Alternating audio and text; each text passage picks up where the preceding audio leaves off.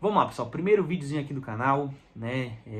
O meu espaço aqui para ser clubista, então eu peço a licença de todos, né? Mas nada mais oportuno que a gente começar esse canal aqui comentando mais uma sacolada que o Vasco toma da gente. 3 no ano, nem passamos de março ainda. A média já está de uma ripada no Vasco por mês. Imagina como é que deve estar o apartamento na cabeça do vascaíno, sabendo que corre o risco do Vasco tomar 7 ripadas do Flamengo no ano. Porque, além dessas 3, tem mais 2 no Brasileiro, 2 jogos no Brasileiro ainda, né, que já estão garantidos, e mais 2 jogos na Copa do Brasil que podem acabar acontecendo dependendo do cruzamento. Então, existe o risco, não é garantido, obviamente, que eu também não vou zicar meu time. Eu sou um cara que eu acredito em zica, eu não vou zicar o Flamengo por causa disso, mas existe o risco sim do Vasco sair esse ano tomando 7 ripadas, tá, do Flamengo. Então imagina como é que deve estar a preocupação aí, o coração do vascaíno. Só que esse vídeo aqui nem é para falar sobre a rivalidade em si, apesar de que eu já vou adiantar logo que, na minha opinião, tá, eu não compactuo, na verdade, com essa ideia de que a rivalidade acabou. Tá? Não compactuo com essa ideia. Eu acho que existe sim a rivalidade e ela vai existir por muito tempo ainda. Pode acabar sumindo essa rivalidade um dia? Pode, porque o América do Rio, por exemplo, já foi um time que rivalizou e tudo mais num certo período, e isso foi, obviamente, esfriando. Mas com o Vasco eu acho que está longe disso acontecer. Eu acho que rivalidade é uma coisa emocional, sentimental, de história, histórico no caso. Tá? Eu acho que os números, a gente resumir a rivalidade aos números, a gente está esquecendo muita coisa. Eu acho que os números, eles apontam freguesia. O Vasco é nosso freguês. Isso aí não tem o que discutir. Os números estão aí para provar isso. É freguesia. Mas a rivalidade, os números, eles não são suficientes para mostrar isso. Tá? Mas vamos lá. Como eu falei, não é um vídeo para a gente falar sobre rivalidade. É um vídeo para a gente comentar a semifinal. E eu tenho uma lista aqui de pontos que eu quero pontuar sobre essa semifinal. Que assim, na minha opinião, era para ser uma eliminação normal. E o Vasco conseguiu a proeza de transformar isso numa vergonha, tá? Se a gente olhasse só o futebol, tá? Só o futebol praticado, eu acho que esse vídeo nem existiria. Eu comentaria alguma outra coisa sobre essa semifinal, mas eu não comentaria um vexame. Porque foram 2 jogos de placares pequenos, não teve goleada. Teve um amplo domínio do Flamengo mais no segundo jogo do que no primeiro, mas teve um bom domínio, mas não se transformou realmente em placar elástico, nada do tipo, né? O primeiro jogo o Vasco veio para jogar bola, mais do que no segundo, mas também veio para bater. Então assim, foi mais uma semifinal aí com cara de Flamengo e Vasco realmente do que foi nos últimos confrontos que a gente teve. Teve mais cara de Flamengo e Vasco realmente esses 2 jogos, então eu não, se fosse só pelo futebol, eu nem comentaria sobre isso. Eu acho que nem teria muito o que comentar relacionado a vexame, porque não foi. Mas a bagunça que o Vasco fez nos bastidores, pré e pós-jogo dos 2 jogos, é que gerou, para mim, esse vexame, gerou esse clima de vexame aí, porque realmente caiu na mídia, virou uma chacota, né? Virou muito meme, as pessoas estão tirando graça, alguns comentários com algumas posturas que o Vasco teve. Eu já vou comentar cada uma delas, tá? Então, começando logo pelas coletivas e pelas entrevistas, né? Pelas entrevistas, na verdade, pré-jogo logo, né? Então, assim, cara, se você tá numa seca, se você tá apanhando toda hora de um time, né? De um rival e tudo mais, cara, ó, boquinha de siri, vamos focar no futebol, vamos tentar ganhar do time na bola e depois a gente fala, a gente provoca. Futebol é isso, tá? Eu acredito em zica, tá? Eu acredito em zica, eu sou supersticioso. Então, meu amigo, se você vai lá e fala um negócio desse aí, você pode estar zicando o time e aí depois você vai parar com sua boca, porque isso tudo, você sair falando de que sede de vingança, né? Não é um bicho papão, bicho, tudo bem, são declarações leves, mas cara, você não está numa posição de sair falando esse tipo de coisa. Não vai te ajudar. Não vai te ajudar. Não vai ajudar o teu time. Não vai ajudar a tua torcida.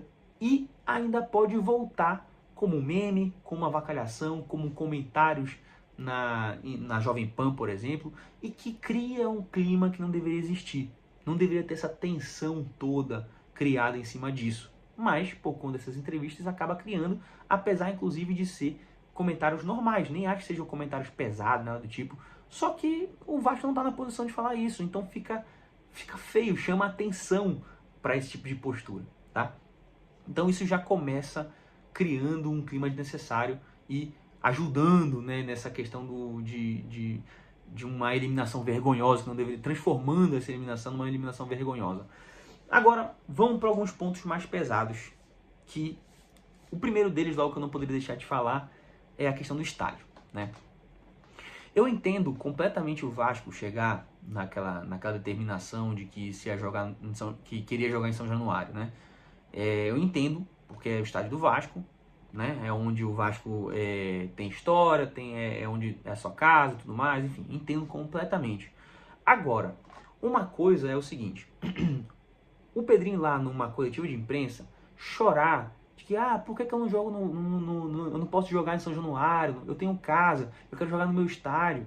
Cara, eu entendo você querer jogar no seu estádio, eu não entendo você querer se fazer de vítima, sendo que a responsabilidade total, a culpa total do Vasco não jogar contra o Flamengo em São Januário é porque no último confronto que teve Flamengo e Vasco em São Januário, o Vasco perdeu e saiu quebrando tudo.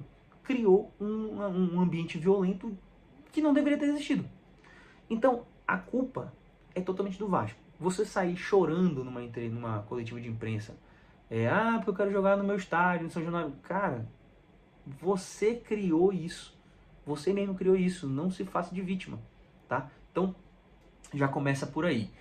Depois, vem a decisão de levar para o Engenhão, que, vamos lá,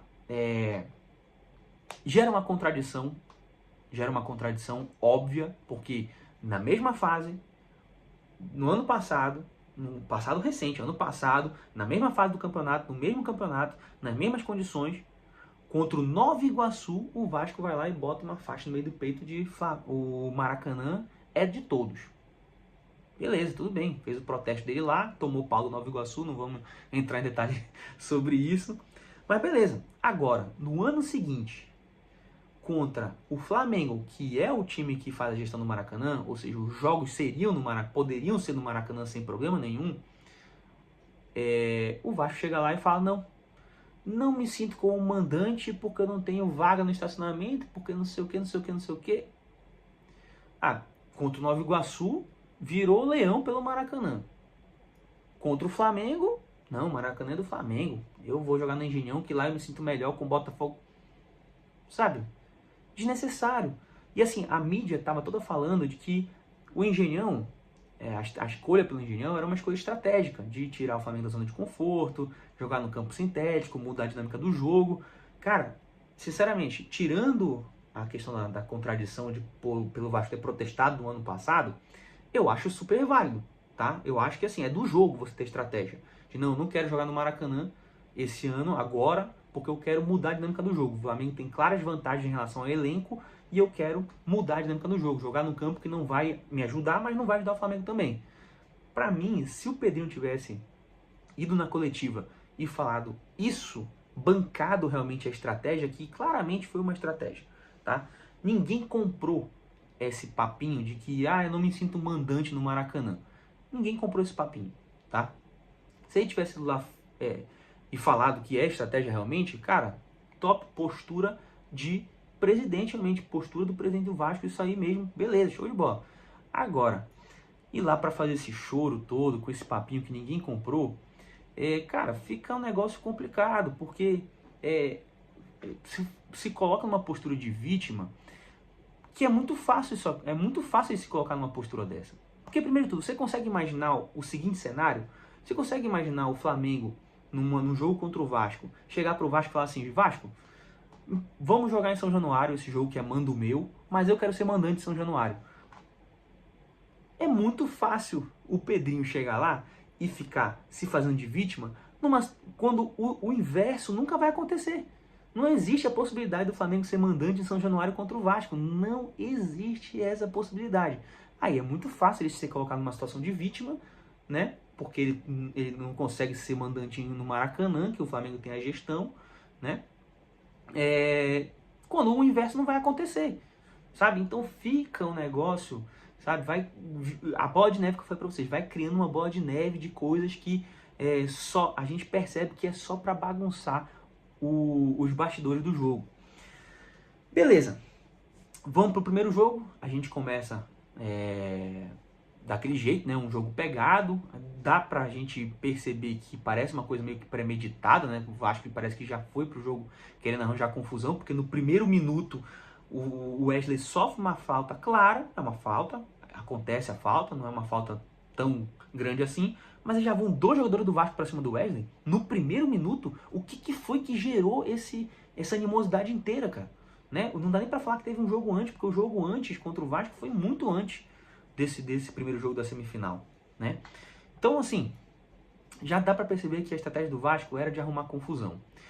Aparece o lance do Wesley, solando o Verratti, que até então, na minha opinião, é mais um lance para amarelo do que para vermelho, mas se desse vermelho, eu também não ia discutir muita coisa, apesar de eu achar que é mais para amarelo realmente. Agora, logo em seguida teve aquele lance do Verratti no Varela, que aquilo lá pra mim, a altura que foi aquele pé, da forma que aconteceu, cara, aquilo lá é indiscutível um vermelho, tá? Então assim,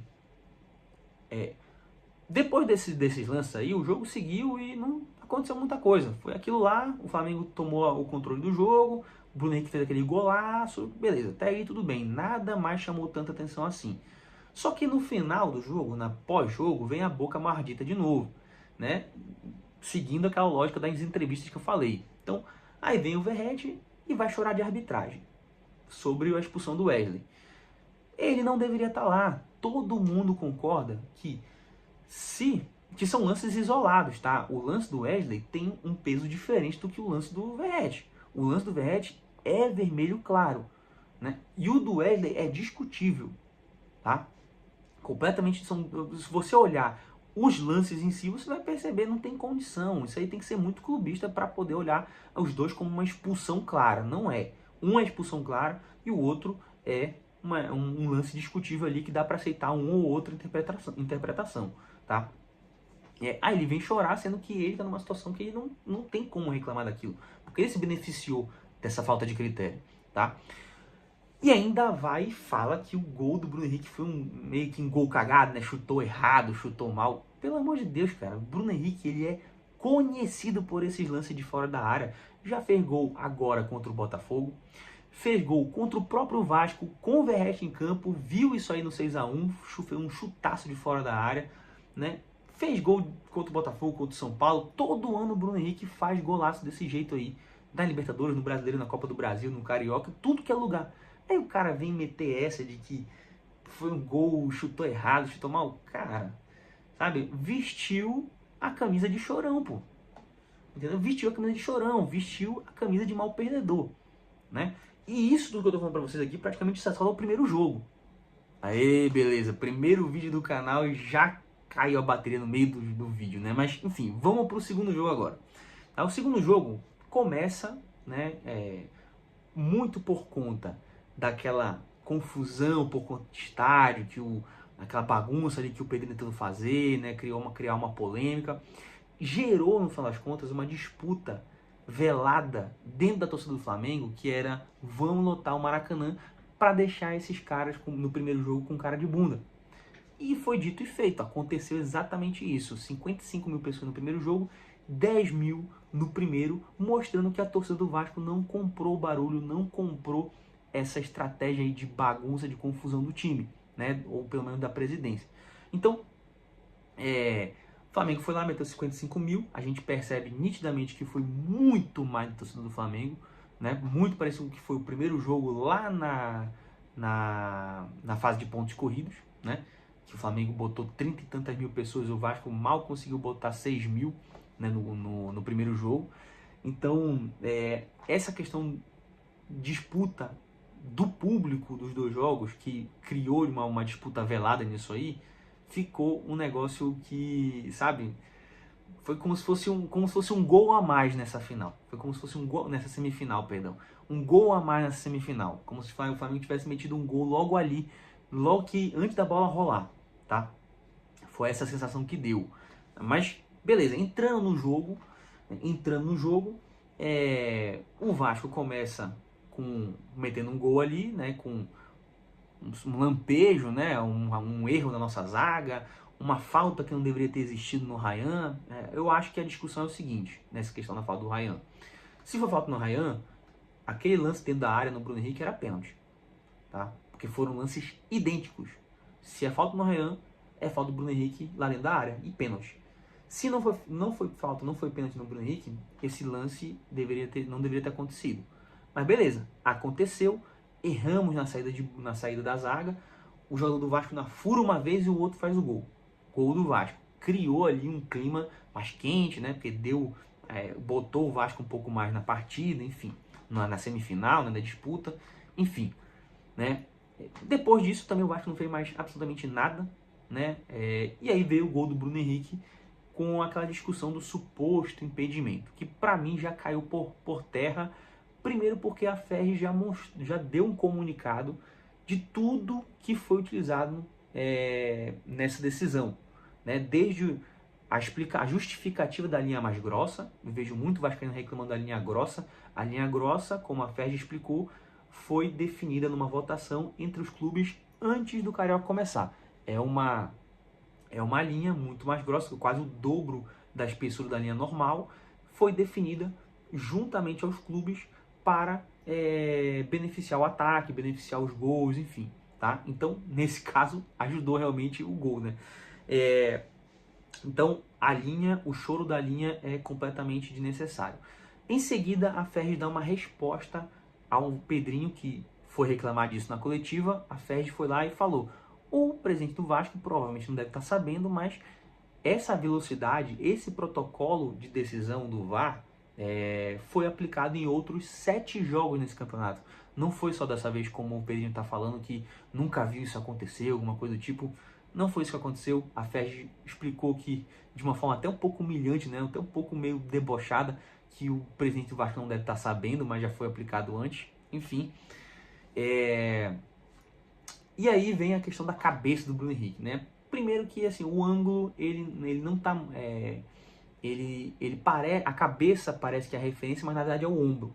Olhando a referência e olhando a explicação do VAR, a referência, na verdade, de posicionamento é o ombro do Bruno Henrique, não é a cabeça. A cabeça está atrás do ombro, tá? Então, aquilo lá é basicamente uma questão de ângulo. Parece que a cabeça está na frente, mas não é a cabeça, é o ombro que está na frente, tá? Então, quando ele traça a linha com o ombro, ele fica alinhado com o ombro do outro defensor do Vasco, tá? Muito ajustado o lance, muito ajustado. Inclusive, no próprio vídeo que mostra como eles estão traçando a imagem ali e tudo mais para pegar o frame correto, percebe que eles não conseguem encontrar o frame correto. Um frame é antes do Arrascaeta chutar e o outro é quando a bola já está a 1 metro de distância. Então, assim, ainda tem essa discussão sobre o frame correto e tudo mais, né? Porque não sei porque é tão ruim a resolução dessas câmeras do VAR que não conseguem pegar mais frames por segundo, mas enfim.